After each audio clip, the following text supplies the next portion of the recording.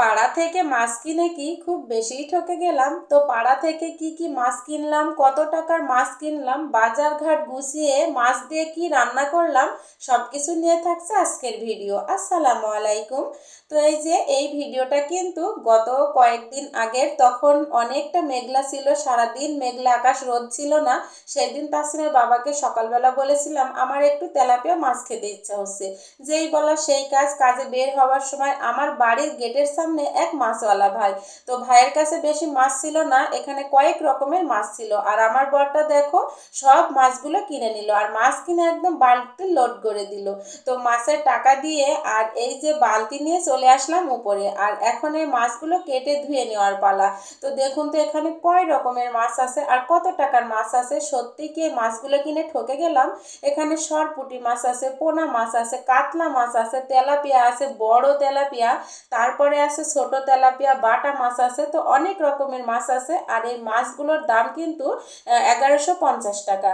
তো এই মাছগুলো কিনে কি খুব বেশি ঠকে গেলাম, আপনারা একটু কমেন্ট করে বলবেন তো। আর এই যে দেখো আমার মেয়ে এখানে দিয়েছি তাকে ডিম সিদ্ধ, সে সকালবেলা ডিম খাচ্ছিল আর আমার মাছ কাটা দেখছিল। আর এখন এই যে ছাই নিয়ে চলে এসেছি, আর মাছগুলো এখন আমি ঝটপট কেটে নিব। কি যে ঠান্ডা ভাই সেই দিন ছিল, কি আর বলবো, একটুও রোদ ছিল না। আর এই ঠান্ডা মাছগুলো কাটতে আমার তো খুবই রাগ হচ্ছিল। তারপরেও মনে হচ্ছিল বলেই যেন ভুল করে ফেললাম মাছ খাওয়ার কথা।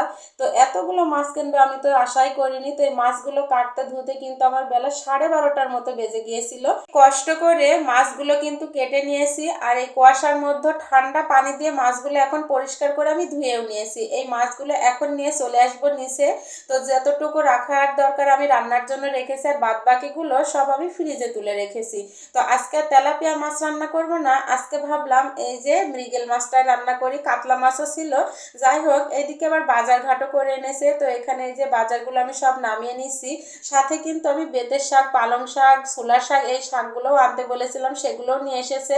আরও অনেক বাজারই করেছে, বেগুন করেছে, আলু, আর এই যে নতুন আলু দেখেছেন কত বড় বড়, টমেটো নিয়েছে, আর বেগুন দেখুন মনে হচ্ছিল এক একটা 1 কেজি। আর এখানে যে 3 রকমের শাক নিয়েছিল।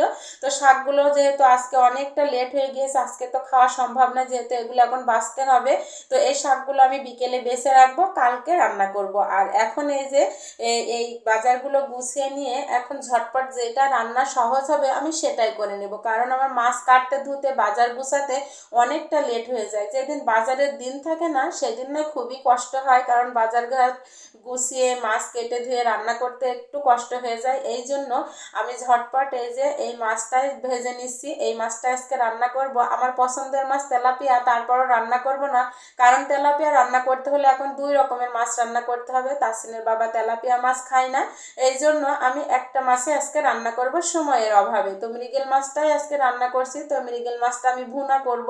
তো এই যে দেখুন আমার মাছ ভুনা কিন্তু কথা বলতে বলতে প্রায় হয়ে এসেছে, আমি কিন্তু নামিয়েও নিয়েছি।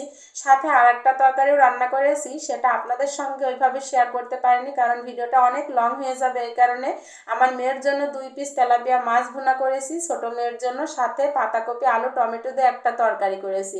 আর এদিকে দুপুরবেলা এই যে সবাইকে এখন খেতে দিয়ে দিব। আর তাসিনের বাবার ফেভারিট তরকারি এই যে পাতাকপি, আলু আর টমেটো, আর তাসিনকে যে দিয়ে দিলাম মাছ ভুনা। তো এই ছিল আমার আজকের সারা দিনের ব্লগ ভিডিও, মাছ কেনা থেকে বাজার ঘাট গুছিয়ে রান্না বান্না ও খাওয়া দাওয়া। তো আপনাদের কাছে কেমন লাগলো অবশ্যই কমেন্ট বক্সে এসে জানিয়ে যাবেন। তো আজকের মতো বিদায় নিচ্ছি, আল্লাহ হাফেজ সবাইকে।